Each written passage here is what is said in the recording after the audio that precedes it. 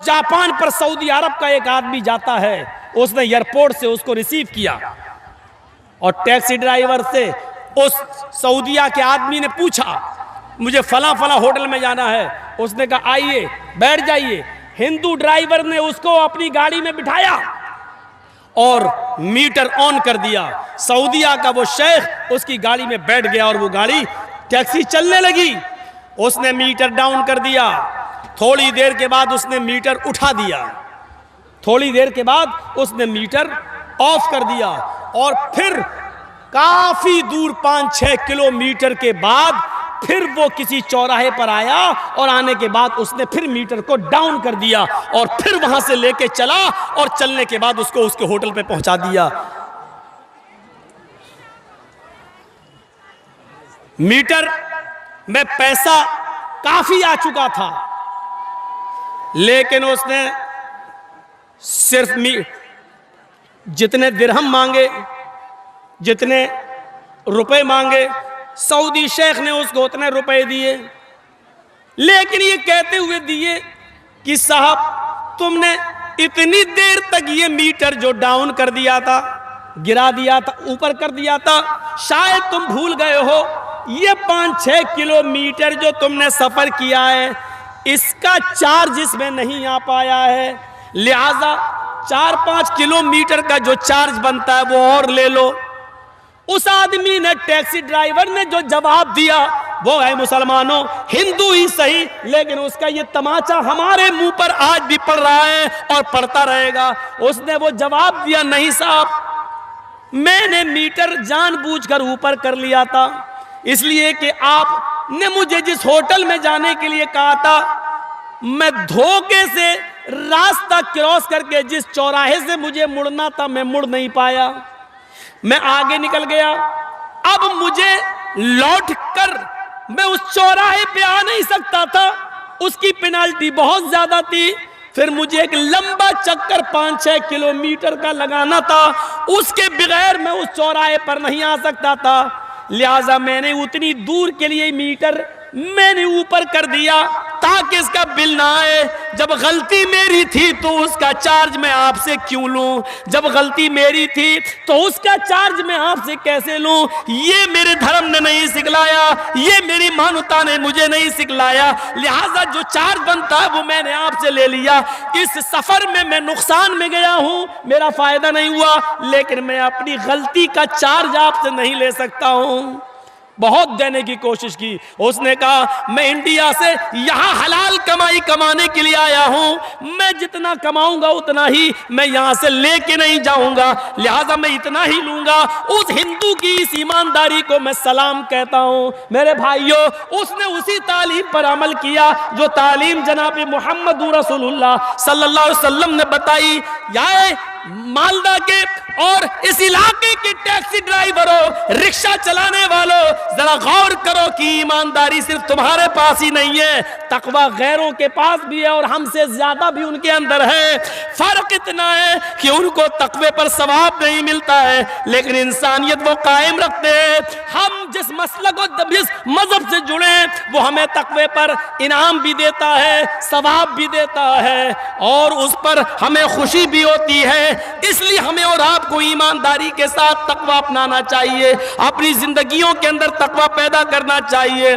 गुरु नानक को पता चला कि एक आदमी है, मुसलमान है और वो बहुत कंजूस है, वो किसी को 1 रुपया भी नहीं देता है। गरीब को चमड़ी चली जाए लेकिन दमड़ी न जाए, वो बड़ा मक्खी चूस इंसान है। तो गुरु नानक उस अमीर आदमी के पास, उस मुसलमान के पास जाते हैं और अपनी जेब से एक सुई निकालते हैं, सुई कपड़ा सिलने वाली, छोटी सी सुई निकाल कर कहते हैं मेरी एक गुजारिश है, ये सुई आप अपने पास रख लो। उसने कहा ये सुई मेरे पास रखने आए आप इतनी दूर से? कहा हाँ, इसको संभाल के रख लो। कहा ठीक है रख लूंगा, लेकिन ये सुई इतनी दूर से सुई देने आए, ये तो कोई भी रख लेता। कहा नहीं, वो इसको हिफाजत से नहीं रख पाता, तुम रख लोगे। जब सोना चांदी مال و دولت تم اتنی حفاظت سے رکھے ہوئے ہو تو اس سوئی کو بھی تم حفاظت سے رکھ لو گے، لیکن اے میرے مسلمان بھائی، یہ سوئی میں کل قیامت کے دن تم سے لے لوں گا، یہ سوئی کی ضرورت مجھے آج نہیں ہے، جب اللہ کے سامنے ہم اور آپ کھڑے ہوں گے تو یہ سوئی مجھے وہاں لا کے دے دینا۔ مسلمان کہتا ہے آپ کا دماغ خراب ہو گیا ہے، اتنے بڑے نانک جی، اتنے بڑے بزرگ ہیں آپ، اتنے بڑے گرو ہیں آپ، اور یہ چھوٹی سی سوئی لے کے آئے اور قیامت کے دن آپ ہم سے لیں گے؟ ارے قیامت کے دن کیا یہ میں لے کے جاؤں گا کیا؟ یہ سوئی نہیں لے جا سکتے؟ کہا نہیں۔ ارے جب سوئی نہیں لے جا سکتے تو یہ سونا، یہ چاندی، یہ دولت، یہ بلڈنگ، یہ گھر، یہ مکان، یہ مال، یہ دولت، یہ تم کیسے لے جا سکتے ہو؟ میں تو سوچ رہا تھا یہ سب تمہارے ساتھ جائے گا، اس لیے سوئی بھی تم وہاں لے آؤ گے۔ اس نے کہا نانک جی شرمندہ مت کیجیے، ابھی میں یہ سب صدقہ و خیرات کرنے والا ہوں، اب میں غریبوں میں دینا شروع کر دوں گا۔ آپ نے میری آنکھیں کھول دی۔ ضروری نہیں کہ مولانا جرجیز کی 2 گھنٹہ تقریر کے بعد بھی لوگوں میں اصلاح پیدا ہو، وہ غیر مسلم کی بات بھی کسی کو اثر کر سکتی ہے۔ گرو نانک کی بات اس مسلمان کو اثر کر گئی اور اس نے صدقہ و خیرات کر دیا۔ تقوی کی بنیادیں یہاں سے بھی جاگتی ہیں، یہ تقوی ہوتا ہے۔ حضرت عمر فاروق رضی اللہ تعالیٰ عنہ عبداللہ ابن دینار کے ساتھ ایک جنگل میں جاتے ہیں، ان کے عبداللہ ابن دینار کو ساتھی کو بھوک لگتی ہے، حضرت عمر ایک چرواہے سے کہتے ہیں یہ بکریاں کس کی ہیں؟ اس نے کہا یہ میرے مالک کی ہیں، میں اپنے مالک کی بکریاں یہاں چرانے کے لیے لاتا ہوں۔ حضرت عمر فاروق نے کہا ایک بکری مجھے دے دے، بیعنی شاتن، ایک بکری مجھے بیچ دے، جو قیمت بتائے گا میں دے دوں گا۔ اس نے کہا یہ بکریاں میری نہیں، میرے مالک کی ہیں۔ حضرت عمر نے کہا امتحان لینے کے لیے اپنے مالک سے کہہ دینا کہ ایک بکری جنگل میں بھیڑیا کھا گیا ہے، میں اس کی کھال میں لگا ہوا خون میں تجھے دے دوں گا، اپنے مالک کو دکھا دینا کہ دیکھو یہ کھال ہے، بھیڑیا کھا گیا ہے بکری، تمہارا مالک دیکھ تھوڑی رہا ہے۔ اس نے کہا چل اجنبی انسان، میں تجھے جانتا نہیں ہوں، تو کون ہے اور تو مجھے یہ بتانے آیا ہے کہ اپنے مالک سے کہہ دینا وہ دیکھ تھوڑی رہا ہے۔ ارے میرا مالک نہیں دیکھ رہا ہے تو کیا ہوا؟ میرے مالک کا مالک میرا رب تو مجھے دیکھ رہا ہے، اللہ تو دیکھ رہا ہے۔ میں اپنے مالک سے آج جھوٹ بول سکتا ہوں، لیکن کل قیامت کے دن میں اللہ سے کیسے اس کو کیا منہ دکھاؤں گا؟ حضرت عمر فاروق کی آنکھوں میں آنسو آ گئے اور چپ چاپ سے اس جنگل سے چلے آئے۔ دوسرے دن آپ نے اس کے مالک کو قاصد بھیجا کہ اپنے غلام کو لے کر میرے پاس آ جاؤ۔ دوسرے دن اس کا مالک اس غلام کے ساتھ جو بکریاں چرا رہا تھا اس کے ساتھ دربار خلافت میں گیا۔ اس غلام نے دیکھا یہ تو عمر فاروق ہیں جو کل جنگل میں تھے اور بکری ایک مانگ رہے تھے، اور میں نے ان کو ایک بکری نہیں بیچی، پتہ نہیں آج یہ میرا کیا کریں گے۔ حضرت عمر نے ان کے مالک سے کہا کیا یہ تمہارا غلام ہے؟ ہاں۔ کیا تم اس کے مالک ہو؟ ہاں۔ اس غلام کی ضرورت ہے مجھے، اس غلام کو بیچ دو، میں خریدنے کے لیے تیار ہوں۔ اس کے مالک نے کہا سوری امیر المومنین، یہ غلام سے مجھے بہت فائدے ہیں، یہ بڑا ایماندار غلام ہے، میں اس کو نہیں بیچ سکتا۔ حضرت عمر فاروق نے کہا قیمت تم بتاؤ، اگر یہ اتنا ایماندار ہے تو میں اس کی قیمت بھی تمہیں ڈبل دینے کے لیے تیار ہوں۔ اس نے کہا اگر ڈبل قیمت دیتے ہو تو میں اس کو بیچنے کے لیے بھی تیار ہوں۔ اس نے ڈبل قیمت بتائی، حضرت عمر نے بیت المال سے ڈبل قیمت دی اور اس غلام کو خرید لیا۔ اب وہ غلام یہ سمجھتا تھا اب میرا برا حال ہوگا، مجھے حضرت عمر نے خرید لیا۔ یہاں حضرت عمر نے اس غلام کو خریدا اور خرید کر اس غلام کو آزاد کر دیا، یہ کہتے ہوئے کہ کل جنگل کے اندر جب میں نے تم سے بکری مانگی تم نے کہا یہ میرے مالک کی ہے، میں نے کہا مجھے بیچ دو، اپنے مالک سے کہہ دینا بھیڑیا کھا گیا، وہ تمہیں دیکھ تھوڑی رہا ہے، لیکن تم نے یہ جواب دیا کہ میرا مالک نہیں دیکھ رہا ہے تو کیا ہوا؟ اللہ تو مجھے دیکھ رہا ہے۔ اللہ کو میں کیا جواب دوں گا؟ تم اللہ سے ڈرتے ہو اور جو اللہ سے ڈرتا ہو وہ کسی کی غلامی میں کیوں رہے گا؟ اس لیے میں نے خرید کر تمہیں آزاد کر دیا۔ آتقت کا فی الدنیا ہذہ الکلمۃ، اس کلمے کے ذریعے تم آزاد ہو۔ اللہ تعالیٰ اللہ کو کیا منہ دکھاؤں گا؟ اس کلمے کے نے تمہیں، اللہ کے خوف نے تمہیں اس دنیا میں آزادی دی ہے۔ اسی طریقے سے اگر تم ڈرتے رہے اور اللہ کا خوف اپنے دل و دماغ میں پیدا کرتے رہے، اللہ کا خوف اپنے دل میں رکھتے رہے، تو یہی کلمہ قیامت کے دن تمہیں میدان محشر کی تکلیف سے بھی نکالے گا اور تمہیں جنت کا مستحق بنا دے گا۔ یہ عمر فاروق کے اندر تقوی کا حال تھا۔ ان کے غلام، جب عمر فاروق کے دور میں غلاموں کے تقوی کا یہ حال تھا تو اور لوگوں کے تقوی کا حال کیا ہوگا؟ ہم سوچیں، غور کریں، اندازہ لگائیں۔ ہاں میرے بھائیوں، حضرت عمر، بحرین سے مال آتا ہے، بحرین سے بہت سا مال آتا ہے، اس میں عطر بھی آتا ہے۔ حضرت عمر فاروق کہتے ہیں یہ عطر سب لوگوں میں تقسیم کیا جائے گا، کون ہے جو اس کو تقسیم کر دے برابر برابر؟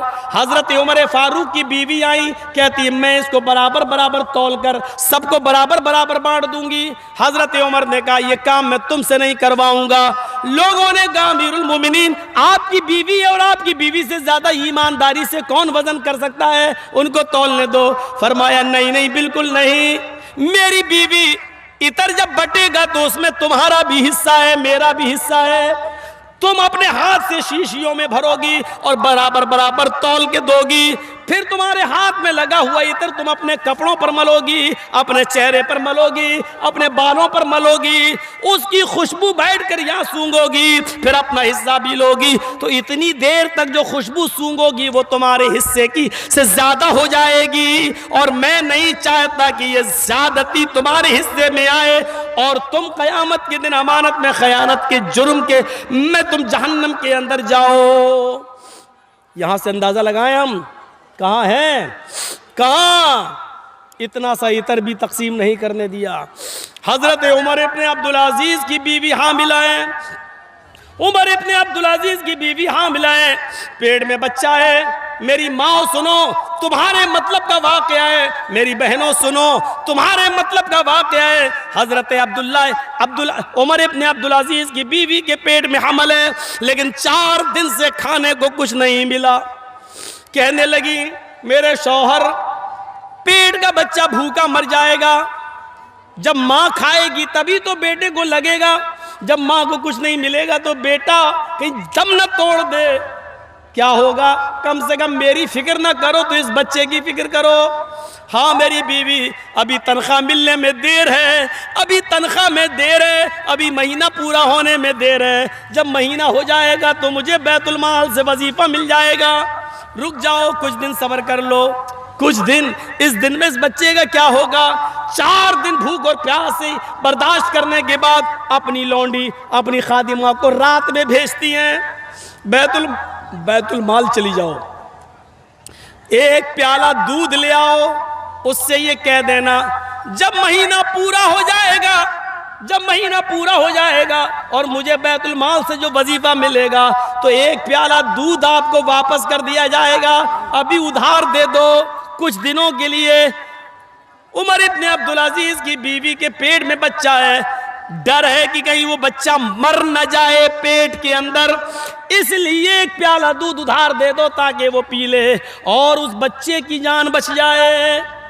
خادمہ لونڈی بیت المال جاتی ہے، بیت المال کے کیشیئر نے ایک پیالہ دودھ ادھار دے دیا، چلو جب مہینہ پورا ہوگا بیت المال سے جب وظیفہ ملے گا تو یہ دودھ واپس آ جائے گا۔ وہ چلتا ہی ہے، ہم نے آپ کو ادھار دے دیا، آپ نے مجھے، لیکن یہ دودھ کا پیالہ لے کر جب اندر آتی ہے، آگے سنو تقویٰ دیکھو، جب دودھ کا پیالہ لے کر یہ اندر جاتی ہے تو عمر ابن عبدالعزیز کنویں کے پاس بیٹھ کر وضو بنا رہے تھے، تہجد کی نماز پڑھنے کے لیے اٹھے تھے، انہوں نے دروازے سے آتے ہوئے کسی کو دیکھا تو کہنے لگے کون؟ لونڈی سمجھ گئی اب تو پکڑی گئی میں، کہنے لگی میں آپ کی خادمہ، تم وہاں کہاں سے آ رہی ہو رات میں؟ کچھ نہیں، کہیں نہیں گئی تھی۔ یہ تمہارے ہاتھ میں کیا ہے جس کو تم نے اوڑھنی سے چھپا رکھا ہے؟ عمر ابن عبدالعزیز آگے بڑھتے ہیں، کہنے لگی کچھ نہیں ہے، پانی ہے، آپ کی بیوی پانی پینے کے لیے منگا رہی ہے، پانی پینے کے لیے منگا رہی ہے تو کنواں تو یہاں تھا، تم دروازے کے اوڑ سے آ رہی ہو، دکھاؤ ذرا اوڑھنی ہٹاؤ۔ اوڑھنی ہٹاتی ہیں، تو دیکھتے کیا ہے اس میں ایک پیالہ دودھ ہے. عمر ابن عبدالعزیز کہتے ہیں ایک پیالہ دودھ یہ کہاں سے لائی ہو؟ سچ سچ بتا دیا بیت المال سے لائی ہوں. کس کے لیے لائی ہو؟ آپ کی بیوی کے لیے لائی ہوں. کیوں؟ کہا امیر المومنین میرے آقا آپ کی بیوی نے کئی دنوں سے کچھ نہیں کھایا اور اس حال میں پیٹ میں جس کے بچہ ہو اور کچھ نہ کھائے تو بچے کے مر جانے کا ڈر ہوتا ہے. امیر المومنین اپنی بیوی پر ظلم نہ کرو, اللہ کے واسطے ایک پیالہ دودھ اس کو پی لینے دو, شاید اس کو طاقت آ جائے اور بچہ زندہ رہے. حضرت عمر ابن عبدالعزیز نے وہ دودھ کا پیالہ چھین لیا, فرمایا اے میری بیوی یہ ایک پیالہ دودھ کا یہ بیت المال سے آیا ہے اور بیت المال تمام مسلمانوں کی ذمہ داری پہ چلتا ہے, سب کا حق ہے. اس ایک پیالہ دودھ لینے کے لیے مجھے تمام مسلمانوں کو بٹھا کر میٹنگ کرنا پڑتی ہے, پھر فیصلہ ہوتا ہے کہ دیا جائے کہ نہ دیا جائے. سب راضی ہوتے ہیں تو ایک پیالہ دودھ ادھار ملتا ہے, ورنہ نہیں. یہ میری اجازت کے بغیر کیسے آ گیا ہے؟ کیا تم اس بچے کو چوری کا دودھ پلاؤ گی؟ کیا یہ بچہ چوری کے دودھ سے زندگی پائے گا؟ مسلمانوں کی امانت میں خیانت والا مال اس بچے کی طاقت بنے گا. یہ دودھ تمہیں نہیں ملے گا.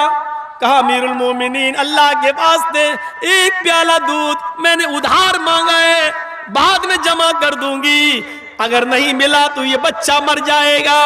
جواب سنیے, اے میری بیوی اس بچے سے کہہ دو جو تیرے پیٹ میں پل رہا ہے, اس بچے سے کہہ دو بیٹا اگر مسلمانوں کی امانت میں خیانت کے مال سے تیری زندگی بچتی ہے تو نہیں چاہیے مجھے یہ بچہ, مرتا ہے تو مر جانے دو, گرتا ہے تو گر جانے دو, مجھے اپنے بچے کی جو پیٹ میں تیرے مرنا گوارا ہے اس کی موت گوارا ہے, لیکن مسلمانوں کی امانت میں خیانت گوارا نہیں ہے, اس بچے کو چوری کا دودھ پلانا گوارا نہیں ہے, نہیں چاہیے مجھے یہ بچہ.